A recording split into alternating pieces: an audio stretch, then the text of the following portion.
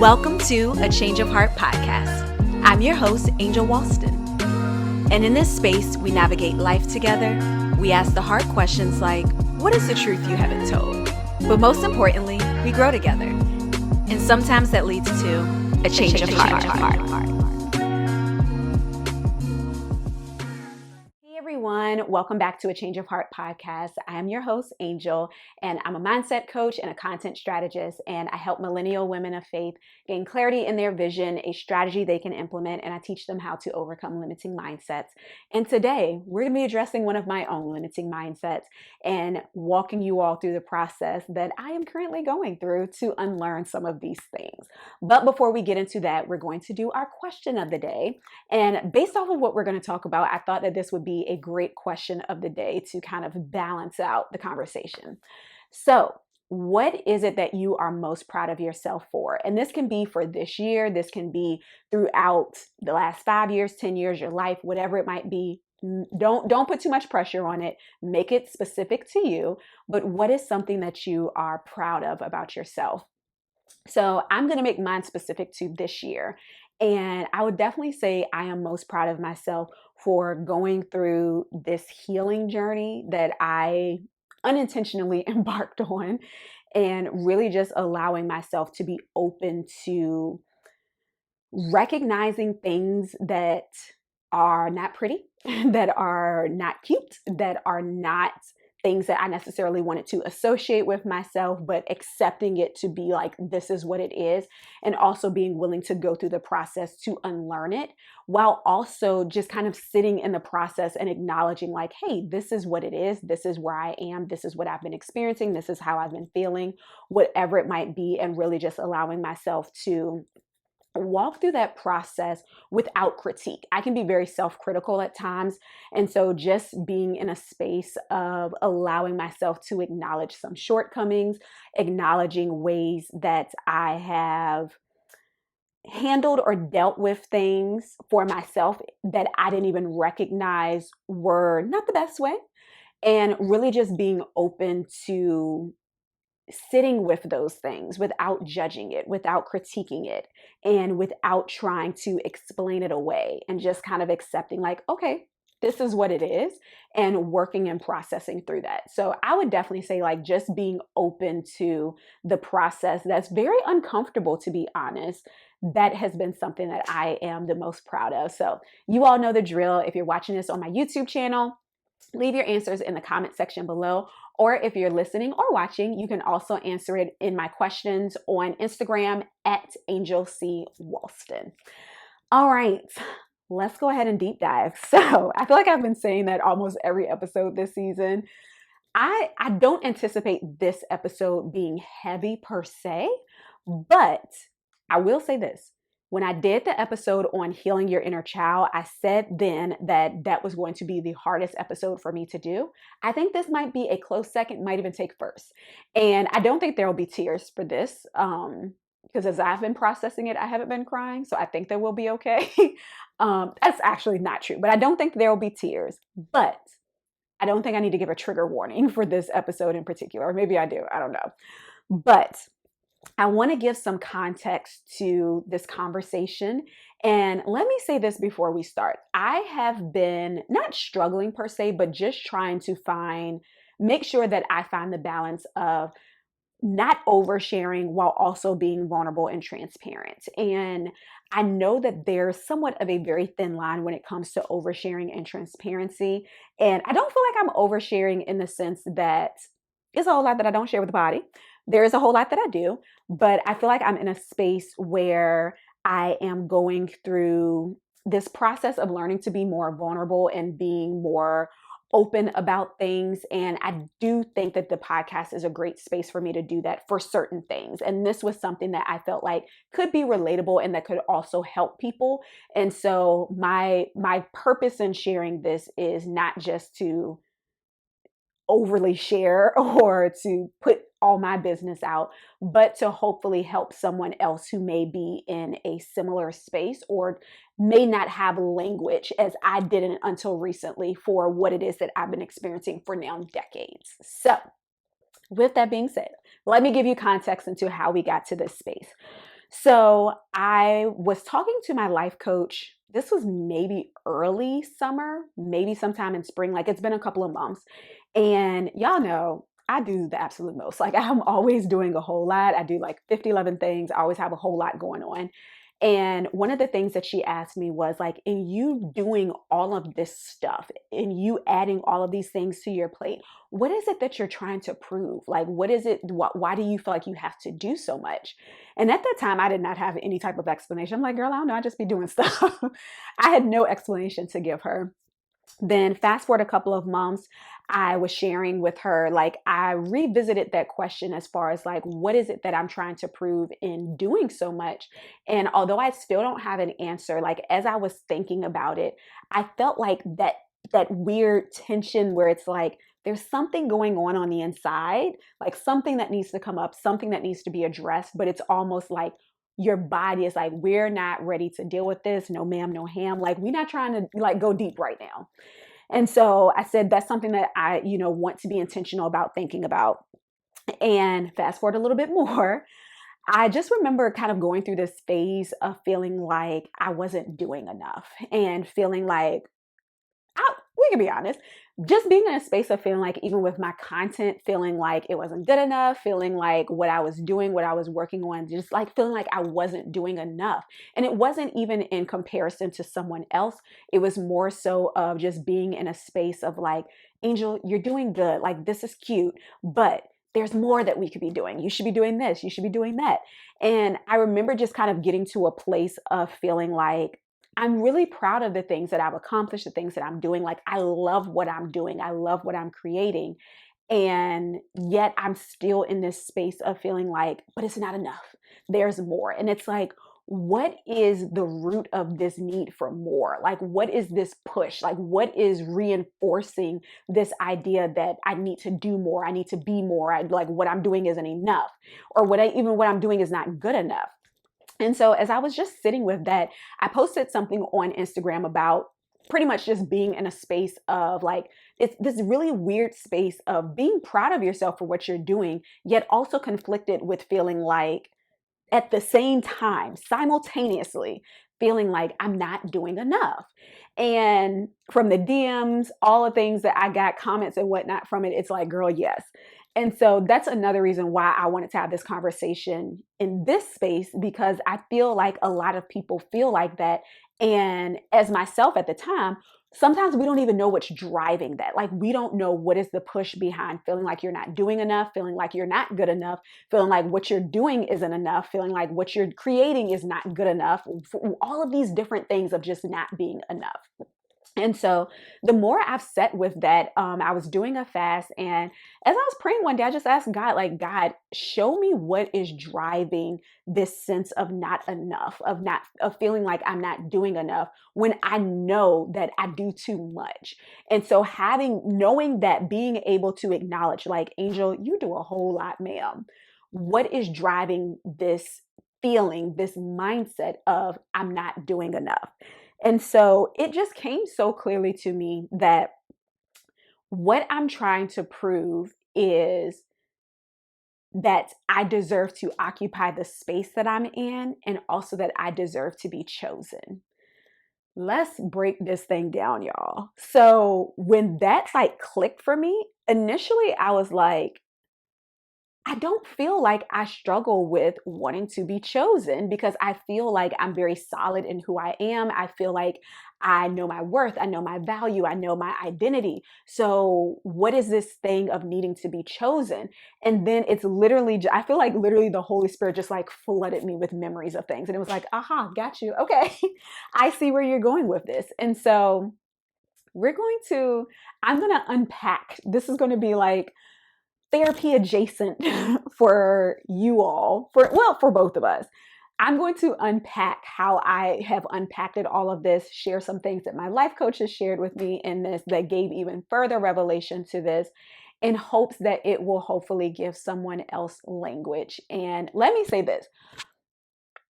A lot of times as I am recording episodes, I don't tend to get nervous about what it is that I'm sharing with you all, because most of the time I've already been through it. I've like process that I've dealt with it. I'm out of that space. So it's like, if somebody got something to say, I don't care. Like, I've moved past that. It is what it is.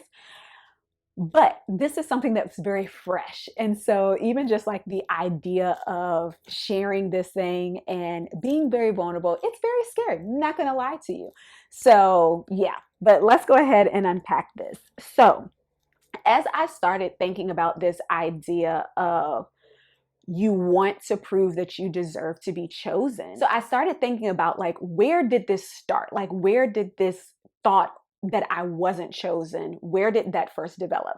And the reason why I went there is because that's where my life coach goes with certain topics. And like, I know I'm going to talk to her about this. Let me go ahead and do the pre-work so that we can go ahead and go for it. Once we have our conversation, I can already let her know I was 5 years old, like whatever the age may be.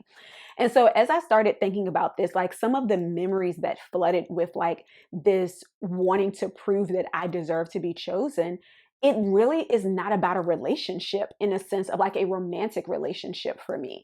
And so I started thinking about going back to my childhood of feeling like there was someone who was the preference over me. And I can identify that for sure. Just for confidentiality purposes, I'm not going to share specifically what it is, but I'm very aware of where that initially came from. And so there was this feeling of someone being the preference that, and I was not the preference. And so there's this feeling of not being chosen when it comes to that. And as you all know, things that are developed as a child, like that stuff sticks with you. And so that was kind of like the start of it. Then there's also, I've shared before that my father and I are working on our relationship with me as an adult. But when my parents were married and they got divorced, it's like when you have a separation within your family and one parent isn't there as much, or that dynamic changes, there's also that feeling of not being chosen by that parent that wasn't there. And so like that's a component of it. Then once we get into like when we bring boys into the mix, so there's also like, let me go ahead and say this. I have never shied away about the fact that I am a little petite thing. We've been working out and we've been getting our gains in, but I've always been super tiny. And as a Black woman, that definitely creates a lot of insecurities. It definitely creates a lot of just feeling like you're not the preference body type. And so, call a thing, there's definitely those moments where the guys like the girls who had the big boobs, the big booties, the big hips, like had the ba ba boom. I have like a partial va. I feel like I got a va, like not quite the second va, but it's like got that. And so there's like this feeling of not being chosen in the sense of the way that I looked. And I don't mean this in a conceited way, like, so don't take this in the wrong way. Don't make too much of this. I've never felt like I was like an unattractive person. Like that's never been like a struggle of mine when it comes to like appearance. But it's like there was a point in time where I felt like I'm cute from the neck up. Like that's how I felt. I don't feel like that now. I actually really like my body right now. But there was a point in time where I really struggled with body issues in the sense of not having like your quote unquote ideal Black woman's body type because I've always been very petite. And so there's just like that feeling of that when I think about just friendships, of feeling like there was a period where I had a lot of conflict when it came to women. And I've shared before that relationships with women, that has been something that was a struggle for me at one point. And so like there's this component of that. Then when we get into like actual relationships, I think about the relationships I've been in where I've been cheated on. I think about the relationships I've been in where I thought we were in a relationship and then homeboy was like, actually, I don't want to be in a relationship. So it's like all kinds of these things of like not feeling chosen. I'm going to be really honest, even being in like this online creative space, there's a part of me that still kind of struggles with feeling like I work hard, like I do a lot. And I feel like at times I don't have anything to show for it, to be honest. I feel like there are times where there are people who I feel like do less. And no shade. Like, I'm not trying to like put anybody out there, but it feels like there are people who don't put in the same amount of work or don't have to put in the same amount of work, and they have significantly more to show for it than those of us who do. I'm gonna leave it at that. And so, like, there's layers to it. And I bring that up because I think a lot of times when we talk about not being chosen or wanting to be chosen, it's always equated to like men. And it's like, child, it ain't always about a man. And in thinking about this feeling of not feeling chosen, I realized that, as I talked about in Healing Your Inner Child, that I went through this phase of, well, let me do all the right things. Let me try to be the best. Let me do things that are honorable. Let me do things that, gets awards, whatever it might be, so that you will see that like I'm a good choice. And even just thinking about like connecting it to the Healing Your Inner Child episode, I didn't even realize like how much of that and what I was feeling as a child was connected to this desire ultimately to be chosen. And so I realized that, and just unpacking this feeling of not enough, not doing enough, not creating good enough things, that it's still rooted in this space of, as I mentioned earlier, of like feeling like I'm trying to prove like I deserve to occupy this space. Like, I know what I'm doing, I'm good at it, I can do this, I can do that. But it's like a part of it is not even trying to prove it to other people. That particular space of feeling like we're not doing enough is trying to prove it to myself. It ain't about trying to prove it to someone else. It's like you're trying to prove it to yourself, Angel. Like, you know that you want to do this, you know that you can do this, but imposter syndrome, like all kinds of things still come up and kind of whisper to you like, you're not really qualified for this. You see those other people over there, like, they don't even have to work as hard as you do, and they have way more to show for it. And all of these different things start to come into your mind, and you start to second guess yourself. And I share that because as I am talking to you all about different things with overcoming your mindset, one of the things that we have to understand, one, we are typically our biggest critic. Our inner critic is loud. She a real big mouth. And as you have all of these different things that are coming up, you're not always going to feel qualified. You're not always going to feel like you can take on everything. You're not always going to feel like you are doing the best that you absolutely can. Like, there are going to be times where you question. There are going to be times where you doubt. There are going to be times where you feel like this is not working. I thought this is what I was supposed to do. Did I miss God? Did I mishear God? Like, is this even the space that I'm supposed to be in? And there are going to be times where you have to talk yourself out of that. You have to push yourself to keep going, even when you are questioning it. You're going to have to push yourself to keep believing, even when you're having those feelings of doubt. And that's why I'm sharing this, because I want you all to know, as I'm helping you all with different mindset issues, it's not because I have it all figured out. It's because I know what it's like to have to be in a space to talk yourself out of those things. I know what it's like to be in a space where you're having to convince yourself of something that you're not currently feeling. And that's not always an easy space to be in. And so, as I've just been kind of processing this for myself and really thinking about like, okay, in this, what is driving this need to do more? What is driving this need to do so much? I realized like a part of it for myself was having to accept that I'm trying to prove to myself that I deserve to occupy this space because something in me is telling me that I don't. And that's a hard truth to have to sit with. And one of the things that I was sharing with my life coach as I was just processing all of this is that initial revelation of what are you trying to prove in regards to trying to prove that you deserve to occupy this space and also proving that you deserve to be chosen. My initial thought was, first of all, no, like that's not true, because I feel like I'm solid in this. I feel like I believe in what I'm doing. I feel like I know my worth. I know my value. I know that's not dependent upon being chosen by anyone.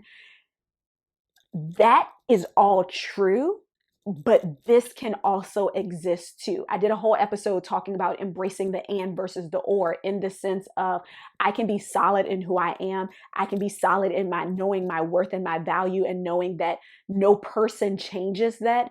And I can also struggle with and have this desire to prove that I deserve to be here and that I deserve to be chosen. They don't have to be absent of one or another.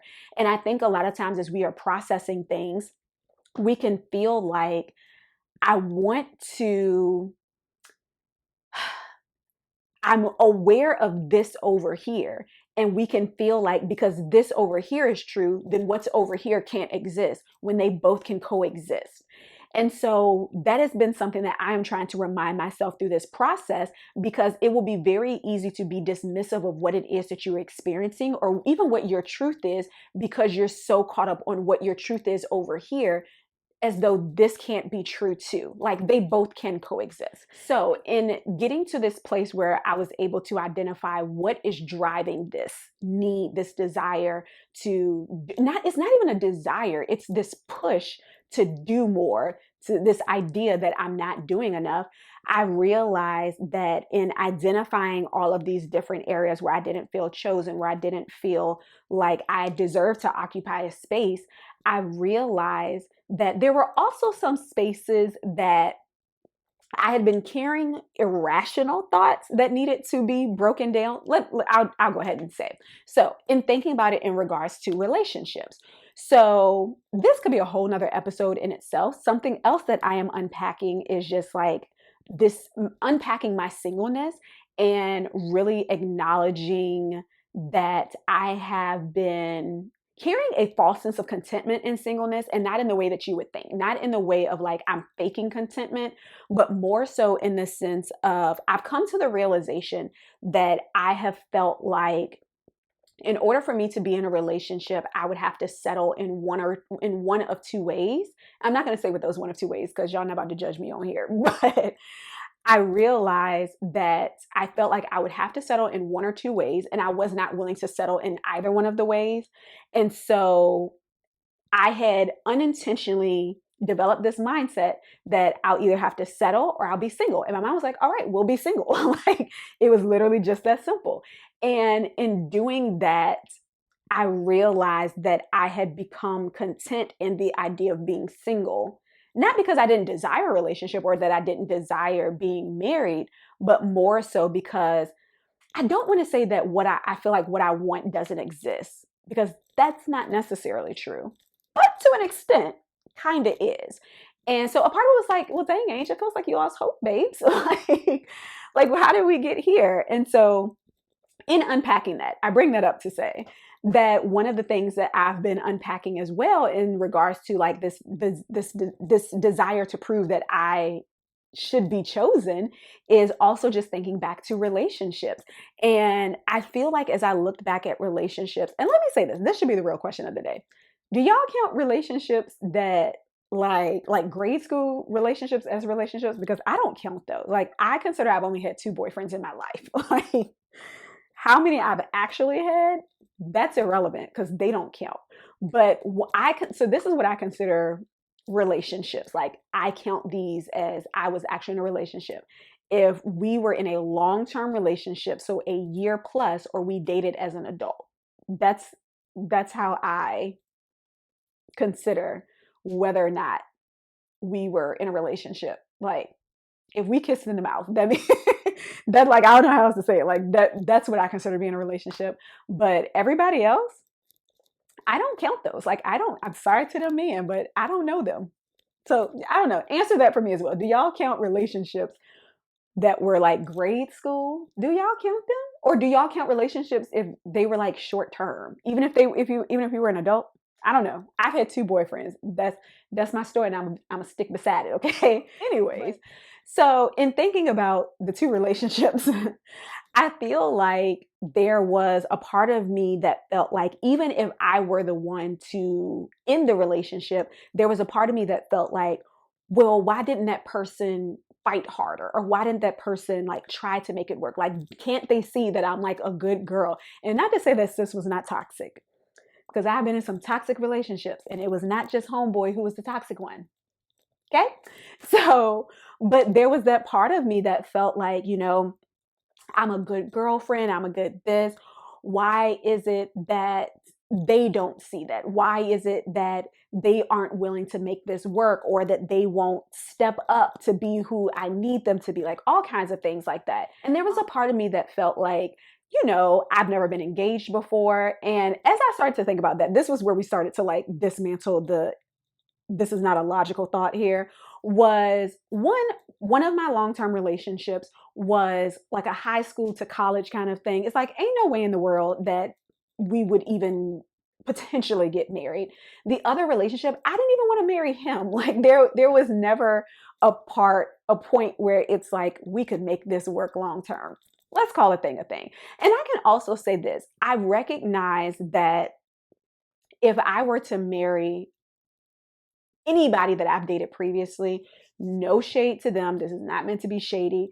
I would not be who I am today in any form or fashion. And I mean that across the board, spiritually, mentally, physically, emotionally. Like I would not be where I am today. And it's definitely a blessing in hindsight. And I'm not saying that to say anything negative about them, just as I was not for them, just as they were not for me. I'm also not for them. And that's perfectly okay too. So I'm not trying to like be shady by saying that, but really just taking the time to like process that and be like, girl, you didn't want to marry them. Like you would have never like you knew long term like that was not what you wanted.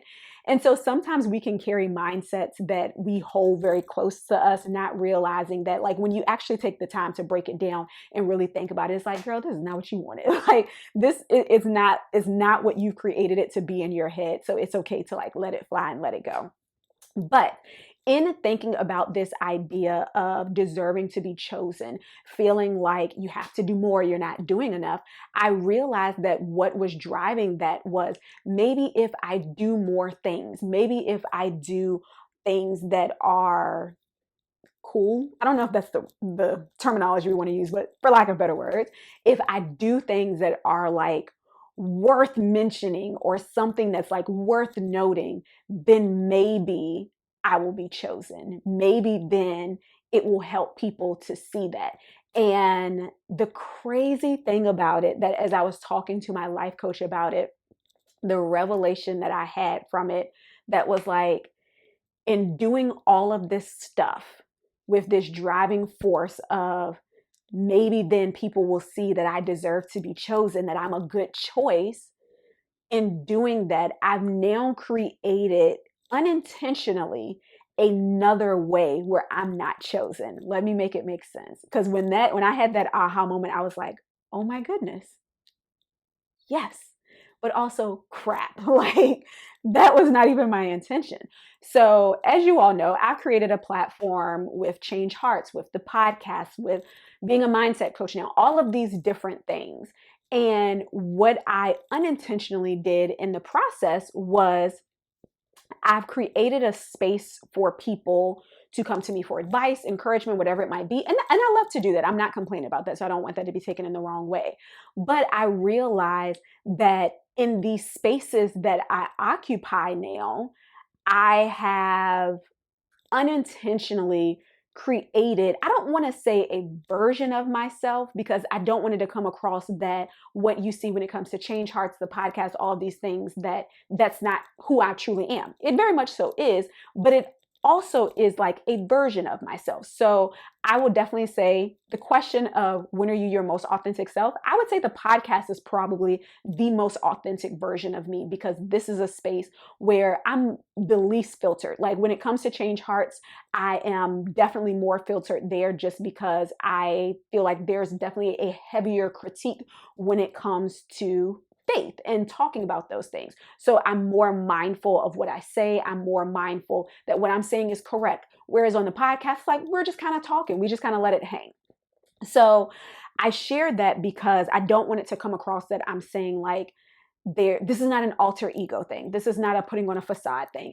It's just more so this is a version of who I am. But I've always said like what I do is not who I am. And my identity is not found in what I do.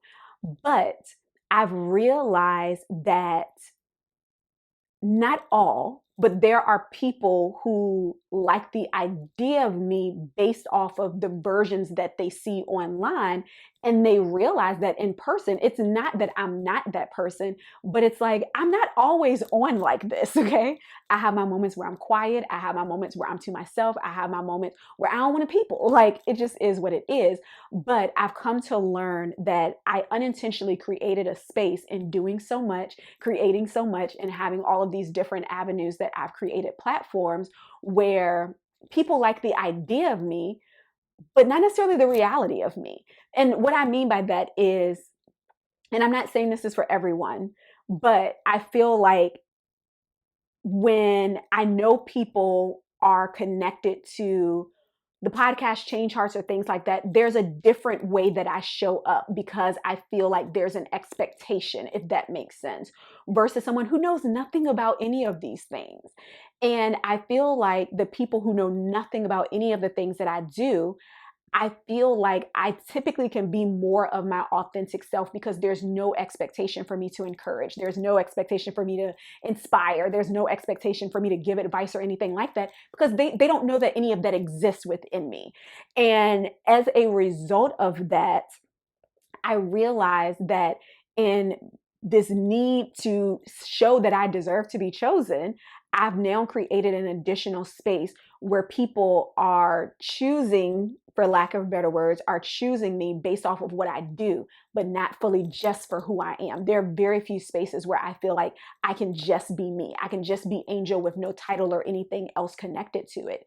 And in having that conversation with my life coach, it was like, well, bruh, like, that was counterproductive because it's like I'm doing all of these things to prove something. And yet I've now just proved the opposite. I've not even proved, but it's like I've done the opposite of what it was that I was subconsciously even trying to do and still finding myself in a space of feeling like not being chosen for just who I am, not about what I do, not about what I create, not about anything that is attached to my name, but just who I am without all of that. And let me be clear. I definitely have people in my life that I can just be Angel. I have people in my life that could not care less that I have a podcast, that don't care about YouTube or any of these other things. And I don't want it to come across like I don't think I am a celebrity, famous, anything like that. So please do not take this like out of context. But there are people who literally don't care, and I have great relationships with them and I'm grateful for those people. But I'm realizing that in creating and doing, and I got to do more, I got to do more, I got to do more, it's like you create the space for people to choose you for what you do and not who you are. That's ultimately the point that I'm trying to get to, which was not what I was trying to do. And so the thing that put something into perspective in the conversation I had with my life coach regarding this was, as I was telling her like all of this realization that I've come to with this, one of the questions that she asked me was, when you go back and think about how did little Angel feel when she felt like she wasn't chosen, how did that make you feel? And I'm like, I don't know. Like, I'm trying to fix it. Like, I've acknowledged it. I'm trying to go into the next thing. It's just like, I get that. I hear that. Shanita's so kind and so patient with me. But I want you to take the time to think about, how did that make you feel? Because I have a habit of having this great revelation, acknowledging like, oh, this, got it. How do we move past it? How do we move on? How do we move forward? How do we fix it? And I don't deal with the emotional aspect of it. And I realize that in doing that, I don't actually heal because I don't acknowledge how I felt about it. I acknowledge, like, okay, this is what the issue is. Let's move forward. But something that she brought up was, in acknowledging your feelings, that enables it to like really come up. And that enables you to like really like mentally go back to the age that you were when you initially had this mindset that has framed the way that you think, the way that you move, the way that you act, the way that you do as an adult. And in dealing with that, it's almost like you are giving your 5-year-old self the tightest hug and saying, Angel, It's okay. I choose you. And just allowing like 5-year-old Angel to just like lay with you and weep. And I know that sounds like kind of corny, but it's like allowing that version of you to it's almost like giving it permission to move on from that space. And it's like it's giving that age of you the okay to say like it's okay that you feel like this. You don't have to stay stuck here, but I'm acknowledging that this is how you felt. I'm acknowledging that this really hurt you. I'm acknowledging that this didn't feel good. And in doing that, it's like it's giving the young you this opportunity to feel like it's okay. I don't even say that it's okay to feel that way, although it is, but it's like it's giving, it's acknowledging it. And a lot of times, what we struggled with as children was what we were feeling wasn't acknowledged. Or it was like, we can't deal with that right now, whatever it might be. And so it's like acknowledging, hey, this really hurt, this really wasn't okay. This really made you sad. This really made you angry. This really frustrated you. This really made you feel stifled. This really made you feel like you were overlooked. It made you feel like you didn't matter. And I'm acknowledging that how you feel is valid. And that's the feeling component of dealing with it. And listen, I've said this before jokingly, um, but also kind of not. I feel like I have a tendency to be very emotionally detached in the sense of I'm not someone who is very emotionally led. I'm more so like a fixer, a processor of like how do we get on to the next thing? And so being in this new space of like really taking the time to stop and say, how did that make you feel? There's a part of me that has been so conformed to fixing, processing, go that it's like we don't have time for this. Like I can feel my brain literally like talking to my heart like, ma'am, we don't have time for this. But it's like, no, we do, and we have to make the time. And so I'm in this space now of having to learn how to really sit with and answer, how did that make you feel? And it's uncomfortable. It's weird. Like it's awkward. And it can bring up a lot of emotion that sometimes you're not ready to deal with. But it's good because, like I said, it helps you to go back to 5, 6, 7, 8-year-old you and say, hey, I acknowledge that this is how you felt. And those feelings are valid, even if no one else acknowledged them. I'm acknowledging it for myself because a lot of times we as adults, we try to sweep past and just move on from what it was that impacted us as children. Y'all, we're still healing our inner child. Like we are still healing our inner child. Like this is literally just in a continuation of that episode in a sense. And so I'm really just like in this space now of just sitting with the realization that we have to identify how we felt about things and to not rush past that part, because otherwise rushing past that part is like putting a band-aid over a broken leg. It's like, ma'am, do you think this gonna heal properly? Absolutely not. Like we need to do some work. We need open heart surgery over here, not for a broken leg, but it's like we need to go in and really like repair and really just let yourself know like your feelings were valid and it was okay for you to feel like that. It may not have been okay as far as what happened, but it's okay that you felt that way. Like you don't have to hide that anymore. It's okay to like bring that up to the surface and talk about that. So let's go ahead and wrap this up because I feel like I've been talking for a long time and I want to give you all some additional helpful things to take away from this. So I want to share some of the things that I wrote down that hopefully can help to bring some context and give you all a starting point of where to go as you are acknowledging these different things. So as I've already talked about, have a talk with your inner child, okay? Have a talk with 5, 6, 7, 8, 9, 10, 11, 12, 13, 14, 15, 20-year-old you. Go back and acknowledge how old were you when you felt however you felt and acknowledge what that felt like, even when that feels uncomfortable. So one of the things that put something into perspective was I wrote down there's nothing you could have done differently to change or fix the outcomes of a number of things. And I think a lot of times as we are in a space of dealing with trauma, dealing with different things that we encountered or experienced throughout our childhood specifically, we can feel like we played a role in things that we really didn't and that we really had no control over, especially as children. And we carry all of these different mindsets of maybe if I would have done this, maybe if I would have been better, maybe if I would have been the good kid, maybe if I would have done all of these things, it would have been different.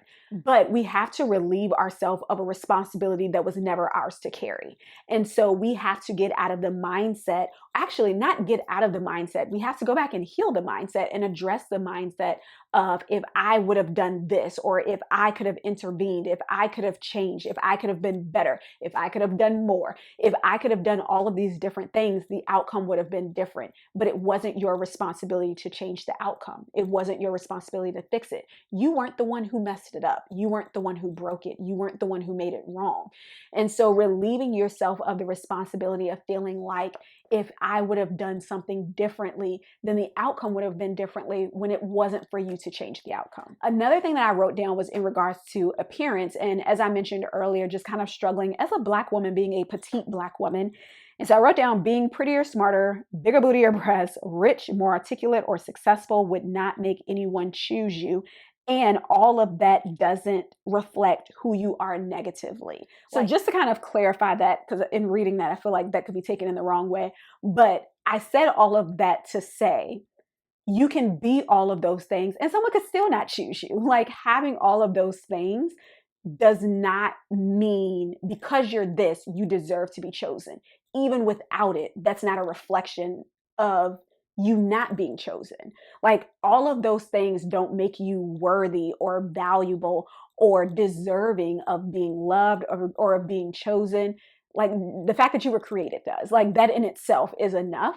And so I bring that up because I do feel like a lot of us carry, specifically women, this mindset of if I was more of this, if I was more of that, if I had more of this or more of that, then that would make me a choice. That would make me be chosen. When in reality, even if you're not those things, one, those shouldn't be the measure. But even if you're not those things, that does not deprive you of the right to be chosen, or that doesn't mean that you're not deserving to be chosen. And I think that we can allow our insecurities to really make us believe the lie and to develop this mindset that because I'm not ABC, then I don't deserve X, Y, or Z, when the reality is things or characteristics, whatever you want to call it, those aren't prerequisites of deservingness, if that makes sense. Like those aren't the things that deem you as being worthy or valuable. It's like the fact that God created you, like that in itself deems you to be worthy and valuable. And even if you were stripped of everything that you feel like makes you worthy, it doesn't. Like you're still worthy even without any type of title, platform, appearance, or anything else. The last thing I wrote down was help me to not allow my desire to be chosen to make me overlook the fact that I've always been chosen by you as God. Through all of my shortcomings, not that my shortcomings are a reason to not be chosen, help me to heal the need to be chosen by people over you choosing me. Their choice is a bonus. It's not the end all be all. And that is the honest to God truth. Someone choosing you is a bonus. You're already chosen by God. And in writing this out for me, a part of it was one, speaking to the areas that I needed to heal in and also release back to God, but also coming back to a place of knowing that He's truly loved me in spite of me. Because, baby, if it were up to me, I'd been cut off from the vine a long time ago. But He has truly loved me in spite of me. And I think a lot of times as we are just going through this space of wanting to be chosen, wanting to feel like we are enough in all we do, a lot of times we associate that, specifically for women, like I said, a lot of times we associate this conversation specifically of being chosen with being chosen by a man. And y'all, when I tell you, I cannot stress enough how much of my process in this ain't got nothing to do with a man. It's literally so many other areas of my life where I have felt like I was not chosen. Like relationships, yes, that's a component of it, but the bigger picture stuff ain't got nothing to do with a man, okay? So I don't want you all to walk away from it like, oh, Angel's upset because like she's not in a relationship. Like, please do not walk away. Please do not let that be the takeaway from this conversation, because that's literally like on the list of 10 things of the desire to be chosen. A relationship is at the low end of the totem pole, okay? So I say that because I don't want you all to disconnect from, oh, well, what I'm struggling with is not this because it's not connected to a relationship. Everything's not about a relationship. There are some things that we are really dealing with from our childhood that we don't even recognize because we've just carried it around as adults, but we've never took the time to allow it to be healed or to even think about it and process it. So I just wanted to share this with you all. And I do hope that this is something that could be helpful for someone. So please make sure that you share this episode with a girlfriend. Someone may need to hear this. Feel free to send it to them. You can watch it on my YouTube channel. If y'all have not subscribed to my YouTube channel, what is y'all doing with your life? Like, what is you doing? Subscribe to my YouTube channel and make sure that you share this episode, the video, the podcast. Share it with a friend, because I definitely believe that it would be helpful. And I hope you all have an amazing week. Until next time, don't forget, be whole, be healed, heavy on the healing, be authentic. Bye. Thank you so much for tuning into A Change of Heart podcast. I hope you were encouraged, and please take a moment to share with a girlfriend, and don't forget to download the episode. Lastly, I would love to connect with you. You can follow me on Instagram at Angel C. Walston and at A Change of Heart podcast. Have an amazing week, and don't forget, be whole, be healed, and be authentic.